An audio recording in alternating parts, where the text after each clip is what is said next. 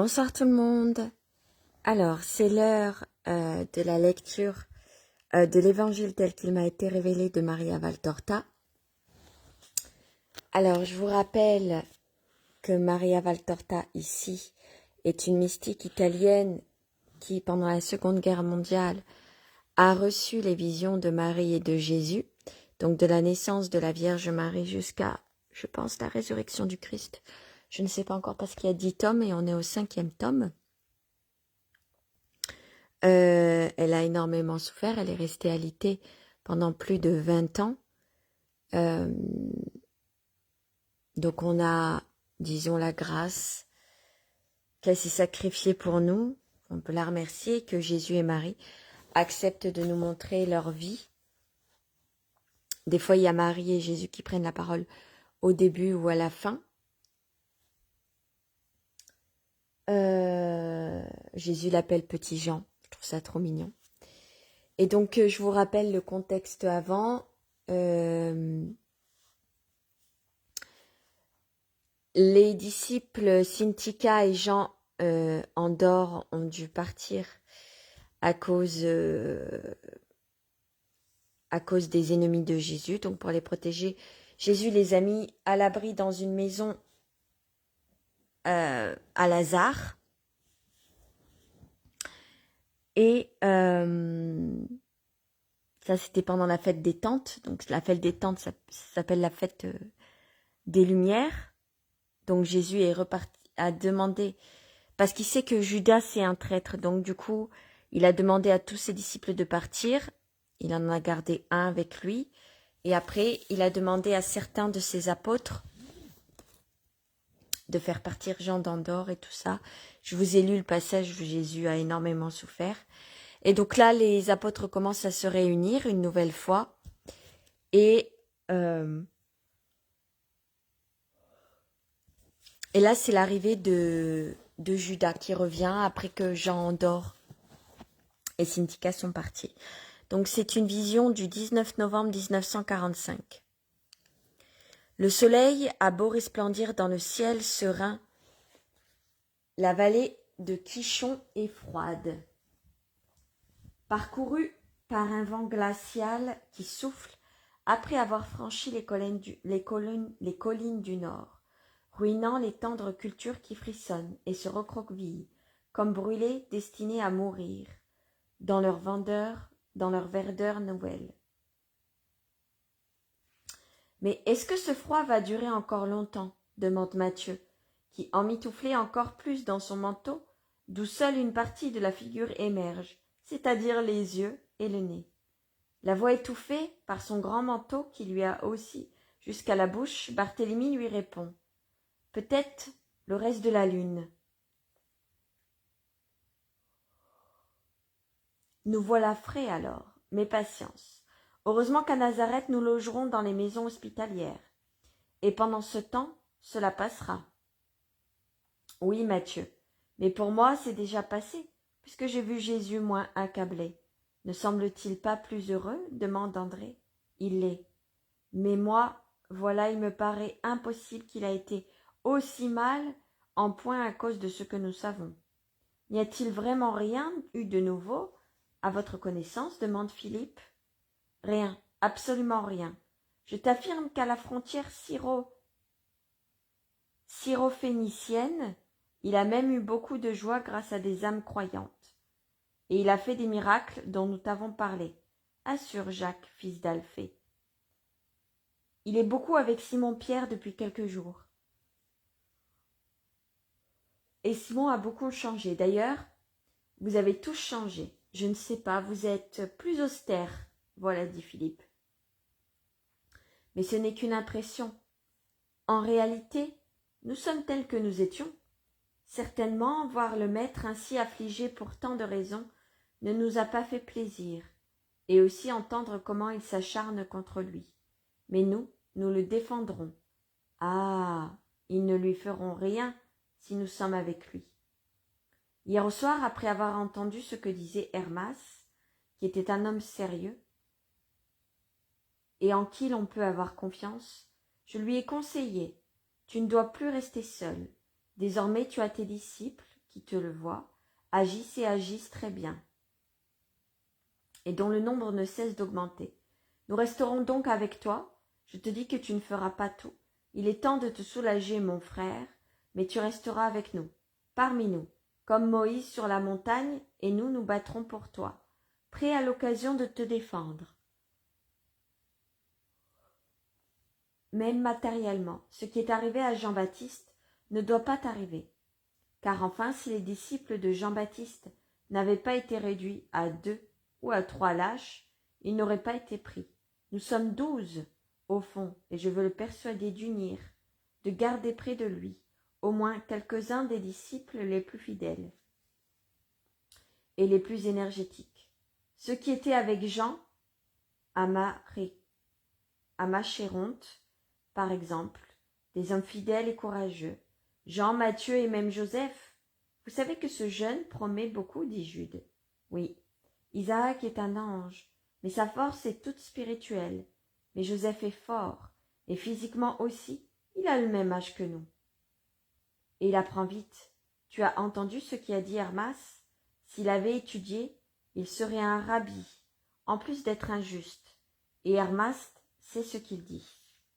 Moi, cependant, je garderai aussi auprès de lui Étienne, Hermas et le prêtre Jean. À cause de leur connaissance de la loi et du temple, savez-vous ce qu'est leur présence en face des scribes et des pharisiens? Un contrôle, un frein. Et pour les gens qui doutent, c'est une affirmation. Vous voyez qu'il y a même les meilleurs hommes d'Israël autour du rabbi. Comme élève, comme serviteur, demande Jacques, fils d'Alphée. Tu as raison. Disons-le au maître. Vous avez entendu ce qu'il a déclaré hier. Vous devez obéir. Mais vous avez aussi l'obligation de m'ouvrir votre âme et de me confier ce qui vous paraît juste, pour vous habituer à savoir diriger l'avenir. Et moi, si je vois que votre parole est juste, j'accepterai vos idées, dit Simon le Zélote. Peut-être le fait-il aussi pour nous montrer qu'il nous aime, puisque nous sommes tous plus ou moins convaincus d'être la cause de sa souffrance, avance Barthélemy. Ou bien il est réellement fatigué de devoir penser à tout et être seul à prendre des décisions et des responsabilités. Peut-être aussi reconnaît-il que sa sainteté parfaite est, je dirais presque, une imperfection par rapport à ce qu'il y a en face de lui, le monde qui n'est pas saint. Nous ne sommes pas les saints parfaits, à peine un peu moins fourbes que les autres, et par conséquent plus capables de répondre à ceux qui sont presque comme nous, dit Simon le Zélote, et de les connaître. Pourrais-tu ajouter, renchérit Matthieu, et pour cela je suis certain qu'il les connaît lui aussi, et même mieux que nous, car il lit dans les cœurs, j'en suis absolument sûr, affirme Jacques, fils de Zébédée. Alors pourquoi agit-il parfois comme il le fait, en s'exposant à des ennuis et des dangers, demande André désolé. Eh bien, je ne sais que répondre, avoue Jude en haussant les épaules. Les autres doivent, eux aussi, le reconnaître. Jean se tait et son frère le taquine. Toi qui sais toujours tout sur Jésus, on croirait parfois deux amoureux. Il ne t'a jamais dit pourquoi il agissait ainsi? Si, je lui ai demandé. Encore, récemment, il m'a toujours répondu, parce que je dois le faire. Je dois agir comme si le monde était tout entier, composé de créatures ignorantes mais bonnes. Je donne à tous la même doctrine. Et c'est ainsi que le fils de la vérité et ceux du mensonge se sépareront. Il m'a dit aussi, tu vois, Jean, c'est comme un premier jugement pas universel, pas collectif, mais particulier. C'est sur la base de leurs actes de foi, de charité et de justice que les agneaux seront séparés des boucs, et cela durera encore après, quand je ne serai plus là, mais qu'il y aura mon Église à travers des siècles, jusqu'à la fin du monde. Le premier jugement des foules humains s'accomplira dans le monde là où les hommes agissent librement, ayant devant eux le bien et le mal, la vérité et le mensonge. Ainsi fut-il au paradis terrestre. où le premier jugement fut prononcé, devant l'arbre du bien et du mal, violé par ceux qui avaient désobéi à Dieu. Puis quand viendra la mort des particuliers, le jugement, déjà écrit dans le livre des actions humaines, sera ratifié par un esprit sans défaut. En dernier lieu, viendra le grand jugement, le jugement terrible, et alors de nouveau, les hommes seront jugés en masse, d'Adam au dernier homme, jugés d'après ce qu'ils auront voulu, pour eux, sur la terre librement. Maintenant, si je mettais à part ceux qui méritent la parole de Dieu, le miracle et l'amour, et d'un autre côté ceux qui ne le méritent pas, ce que je pourrais faire par le droit divin et par la puissance divine, ceux qui seraient exclus, fussent-ils des satans, crieraient bien fort le jour de leur jugement en particulier. Le coupable, c'est ton Verbe, qui n'a pas voulu nous enseigner. Mais ils ne pourront pas dire cela, ou plutôt ils le diront, en mettant une fois de plus, et ils seront pas par conséquent jugés. Dans ce cas, ne pas accueillir la doctrine, c'est être réprouvé, demande Matthieu. Je ne sais pas si tous ceux qui n'auront pas cru seront réellement réprouvés. Si vous vous en souvenez, en s'adressant à Syntycha, il a fait comprendre que ceux qui agissent honnêtement pendant leur vie ne sont pas réprouvés. Mais s'ils croient à d'autres religions, mais nous pouvons le lui demander. Sûrement Israël, qui a entendu parler du Messie,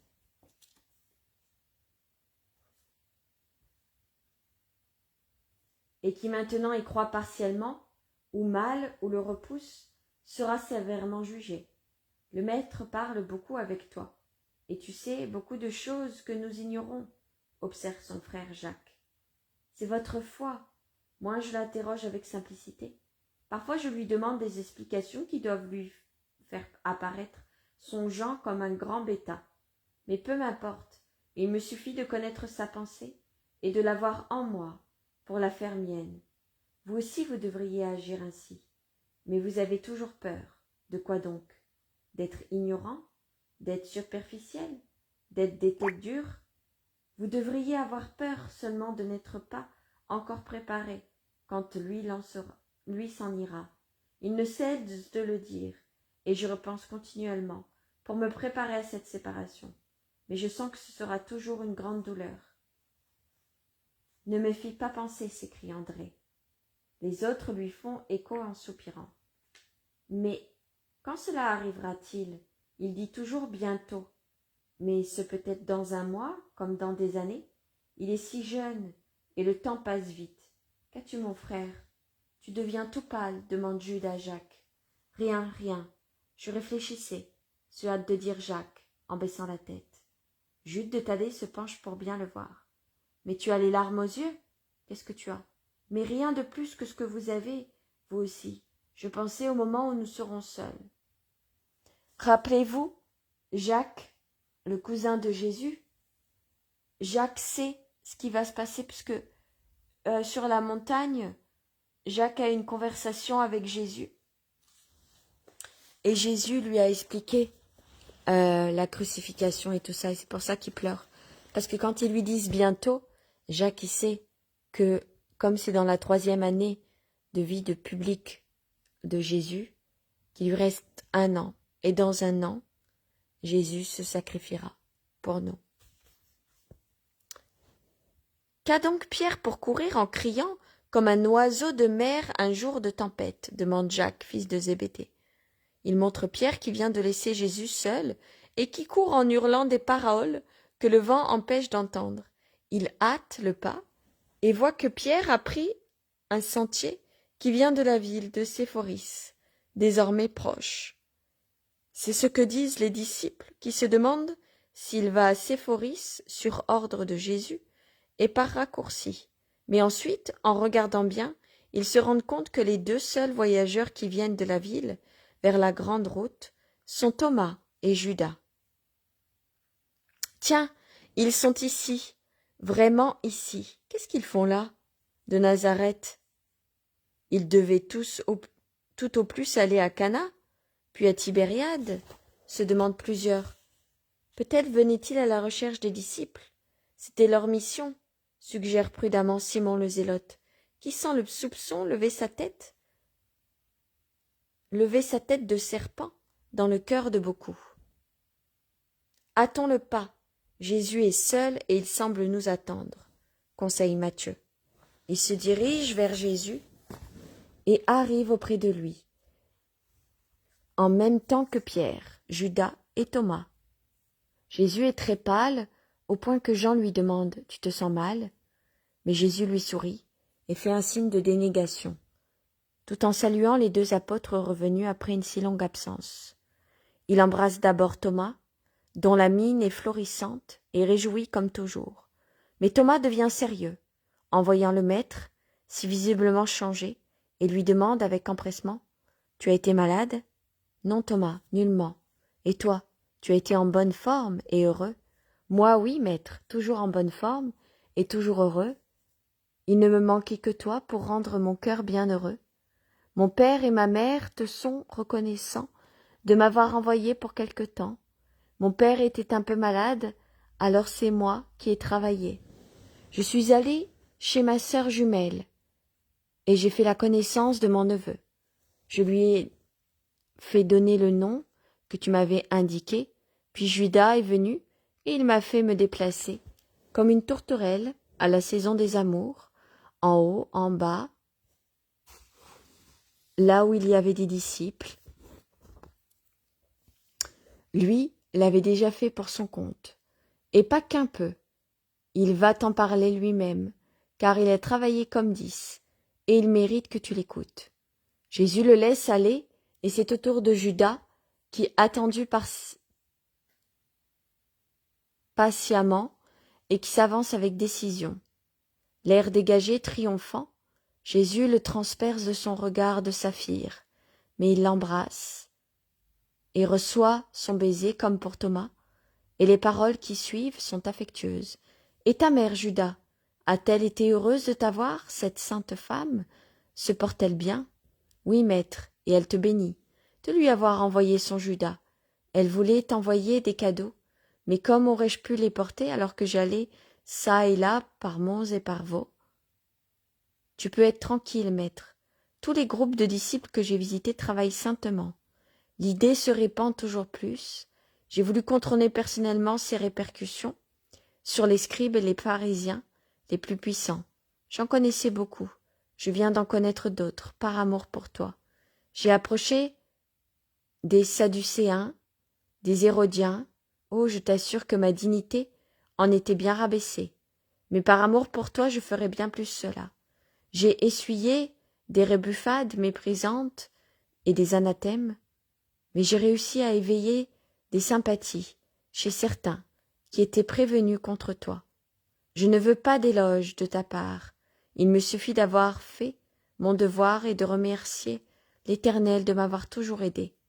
J'ai dû employer le miracle dans certains cas, et j'en ai prouvé de la peine, parce qu'il méritait la foudre plutôt que la bénédiction. Mais tu nous demandes d'aimer et d'être patient. Je l'ai été pour l'honneur et pour la gloire de Dieu, ainsi que pour ta joie. J'espère que beaucoup d'obstacles auront été abattus pour toujours, d'autant plus que j'ai garanti sur mon honneur qu'il n'y avait plus auprès de toi ces deux disciples qui faisaient tant d'ombre. Par la suite, il m'est venu un scrupule d'avoir affirmé ce que je ne savais pas avec certitude. Alors j'ai voulu vérifier pour pouvoir y parer, afin de n'être pas pris en délit de mensonge, chose qui m'aurait fait suspecter, pour toujours, par ceux qui doivent être convertis, Pense donc, j'ai approché même Anne et Caïphée.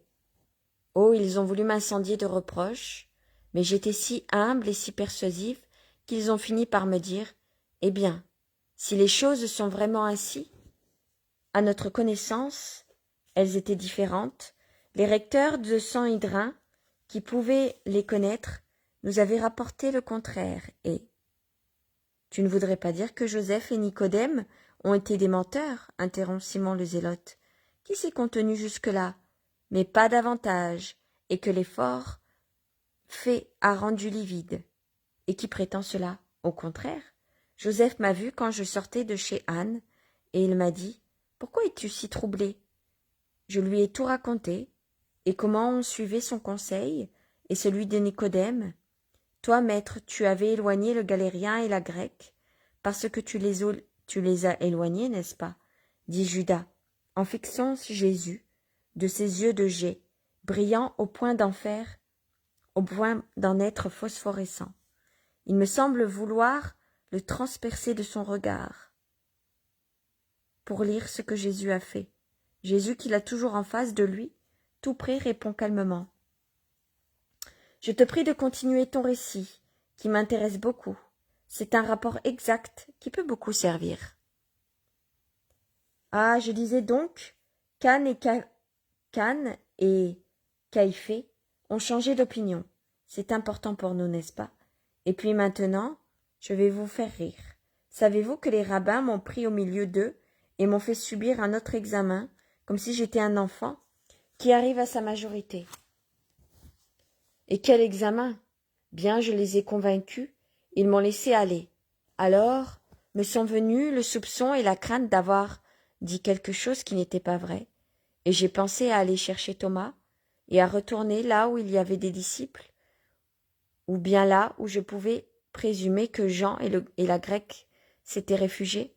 Je suis allé chez Lazare, chez Mahanen, au palais de Couza, chez Élise de Bessure, à Béthère dans les jardins de Jeanne, à Gethsémani dans la maisonnette de Salomon, au-delà du Jourdain, à la Belle Eau, chez Nicodème et chez Joseph.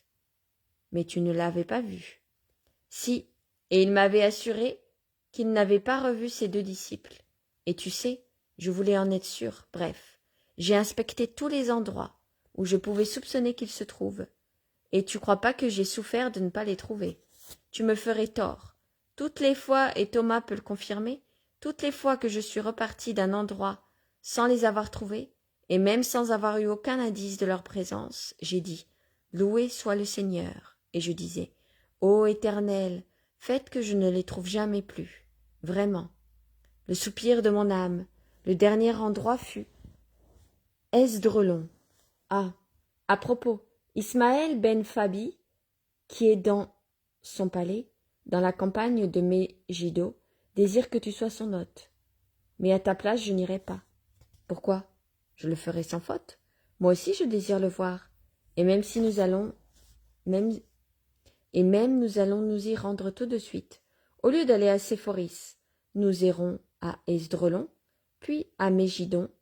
Après-demain, c'est la veille du Shabbat, et de là, chez Ismaël. Mais non, Seigneur, pourquoi crois-tu qu'il t'aime? Mais si tu l'as approché et changé en ma faveur, pourquoi ne veux-tu pas que j'y aille?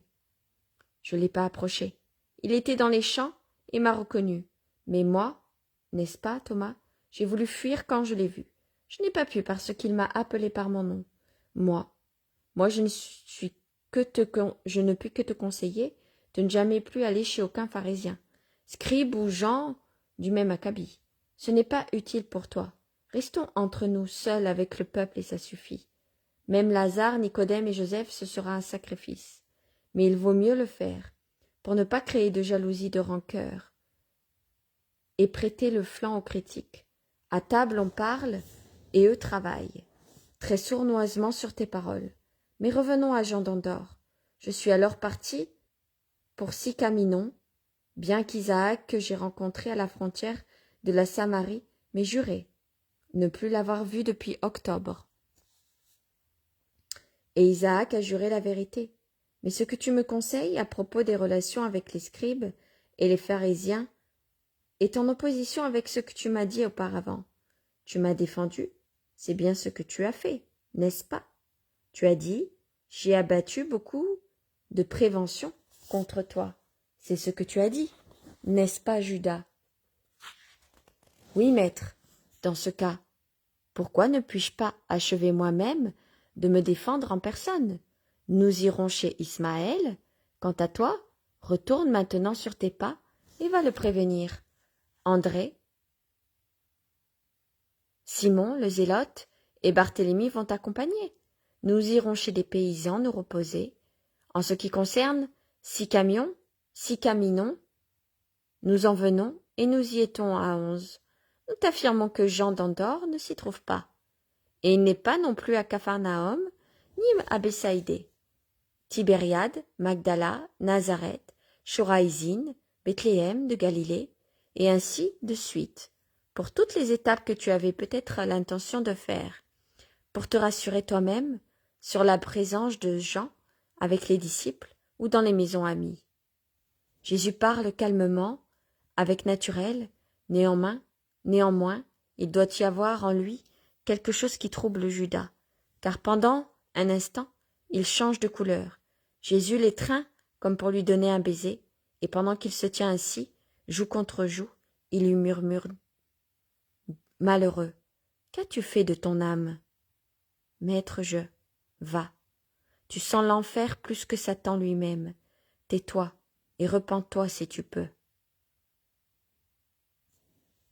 Waouh, c'est fort ce que dit Jésus à Judas.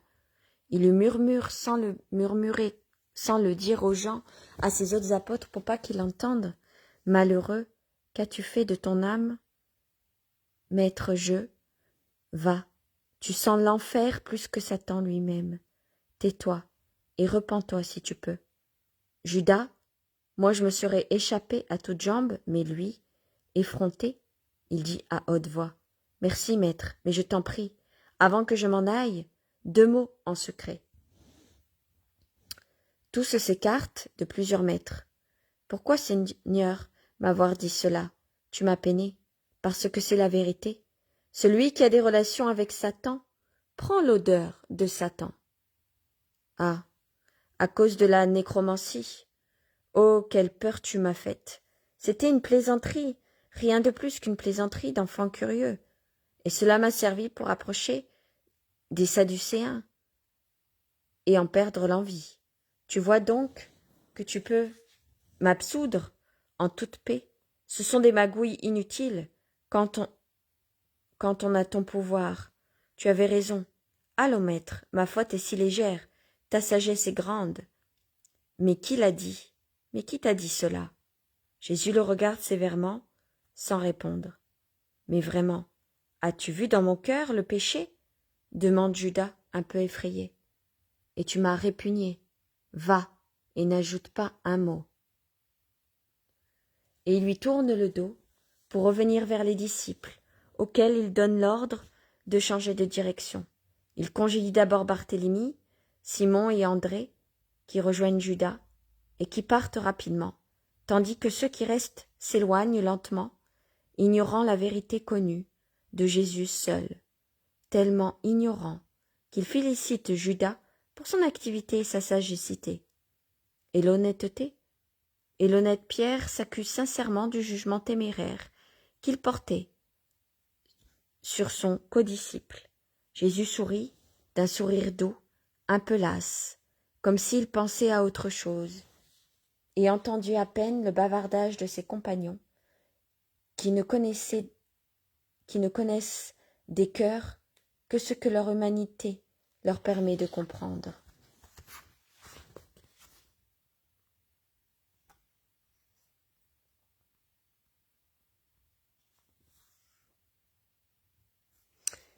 Je vous laisse parce que je suis fatiguée ce soir. Je vais pas vous lire plus. Je peux pas vous lire plus. J'ai les yeux qui piquent. Mais je vous en lirai plus peut-être demain. En tout cas, Judas est revenu. Il a quand même dit une phrase, Jésus, qui m'a beaucoup touchée. Tu sens l'enfer plus que Satan lui-même.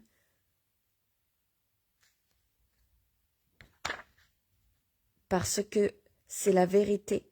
Celui qui a des relations avec Satan prend l'odeur de Satan. Je ne sais pas ce qu'il a fait Judas pendant qu'il était loin, mais s'il sent l'odeur de Satan, c'est qu'il a été trop loin. Pendant attendant, je vous dis à demain pour les chapelets et les neuvaines, pour la lecture aussi de l'Évangile. Bonne soirée.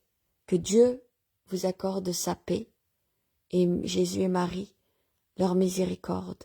Bonne soirée, bisous, à demain.